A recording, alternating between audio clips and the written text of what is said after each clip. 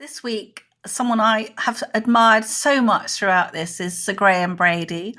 Graham is the chairman of the 1922 committee, very powerful, influential committee of Conservative backbenchers. Graham has, I'm sure you've seen him in his incredibly calm and measured and authoritative way, has been standing up in the Commons and delivering these utterly devastating critiques of the government's handling of the pandemic, while he acknowledges that things are very, very difficult. It's a complex problem, but he has been so concerned about the threat to our fundamental freedoms and the way that Parliament has been bypassed by some quite high-handed ministerial overreach. But I asked Graham Brady what surprised you most during this period?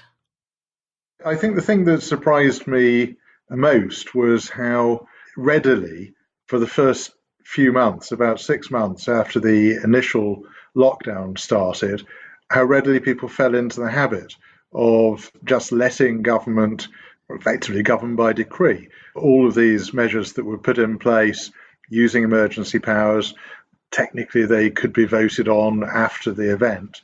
But it became, I think, both an unfortunate habit for government to do that without parliamentary scrutiny, and an unfortunate habit for Parliament just letting it happen, which was why I tabled the amendment that I did back in September. For procedural reasons, the amendment couldn't be heard and voted on. I was delighted that the government did recognise at that point that it was much better in every way to govern through normal parliamentary democratic process, which by and large has been happening since then, but all too often without really rigorous questioning. Sometimes looking at the Prime Minister, who was, hard to think it now, Graham, a famous libertarian, I have got the impression that what he's doing and saying makes him rather unhappy. To what extent do you think Boris has become a prisoner of the scientists? Well, I said point that I was speaking and voting against the second lockdown, I think it was. In my speech, standing just next to the Prime Minister, I said I think his instincts and mine aren't that different on these matters. I can't believe that he's at all happy with what he's doing. Clearly, he's receiving very strong advice from the Chief Medical Officer and some members of the scientific community who I think have throughout the last 10 months been erring too much on the side of caution at all costs.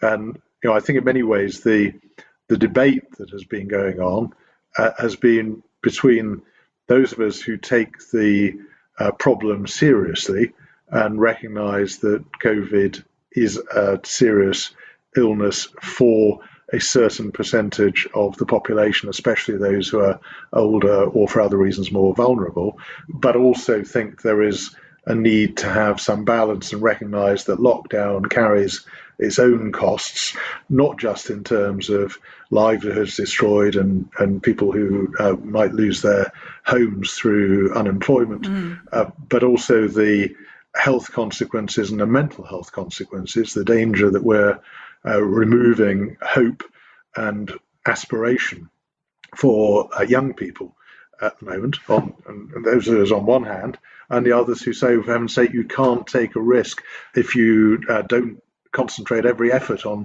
squeezing out COVID, then more people will die from it. I've just felt that throughout the process, there needed to be a more balanced judgment taken that recognised there is no entirely welcome route to take here. Both alternatives have costs in terms both of lives and livelihoods. It does seem, though, doesn't it? The Prime Minister said about a week ago, absolutely, schools are going to stay open. I'm determined about that. And then 24 hours later, it was schools are closing. Do you think he's been bounced every so often into these draconian restrictions? I think, clearly there is a very strong and united position which has been advanced by most of the advisors to the government. I think one of the things that many of us have sought to achieve, thinking particularly of my colleague Steve Baker, who's advanced very strongly the argument for having competing teams of scientific and medical advisors, just to make sure there's always a challenge. The Federation of Small Businesses has just said that 250,000 businesses will collapse in the next 12 months. It's an absolutely horrifying statistic, Graham, and they are many loyal Tory voters, as you will know. I mean, shouldn't there have been a cost-benefit analysis to check that the cure wasn't worse than the disease? Well, I asked for that cost-benefit analysis at the time of the second lockdown. We were promised a cost-benefit analysis, but when it came, it wasn't a terribly impressive one, just a few lines about each local authority area and why a decision had been taken to push it in one direction or another. So, I think one of my concerns through this process, we have arrived at this point where the recent spike in infections has coincided with the normal and quite considerable winter pressures in the NHS. But we've arrived at this point when the population has had to put up with extremely long periods of restrictions, some of which may have been well justified and others less so. With other senior Conservatives like Mark Harper and Steve Baker, who you mentioned was a Planet Normal guest before, you set up the COVID recovery group, which was opposed to the second lockdown. I just want to read what you wrote. It was really striking. I cannot lend my backing to this policy, which I fear will do more harm than good. For a start, it represents a continuation of the authoritarian attack on fundamental human rights, which we in Britain have taken for granted for centuries. In the name of public health, essential freedoms are being drastically eroded, with officialdom now telling us with whom we can socialise and even have sex. Now, as a Conservative, Graham, lockdown goes against pretty much everything you believe in, doesn't it? Yes, as I also said before, that I believe our British tradition is that the people tell government what it's allowed to do, not the other way around. It does concern me the extent to which government has got into a habit of very heavy-handed restrictions being imposed, sometimes in a wholly arbitrary way. And it concerns me the extent to which people accept that. I think it's a good thing if people behave responsibly. I think we should encourage people to behave as responsible adults, not assume that they won't.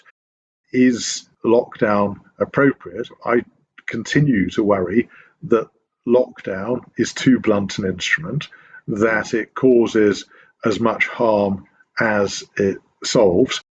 I'm going to end up with quoting you something else that you wrote because I found it so exceptional and striking. You were writing about the tier system and you said, riddled with contradictions and unsupported by compelling scientific evidence, these restrictions will cause immense further damage to the economy, cripple our civil liberties, and worsen the nation's health. In short, they threaten to destroy the social fabric that makes up Great Britain. Very powerful words, Graham. If I could wave my Planet Normal magic laser wand and make you Prime Minister this very day, what would Sir Graham Brady do differently now from this moment on in this COVID crisis? I think, at the time that I wrote that, one of the things that really particularly upset me was that the government's own advisors, SAGE, had produced a paper on what they called non-pharmaceutical interventions. By that, they meant closing restaurants and bars and pubs and cafes. They said that there is no evidence that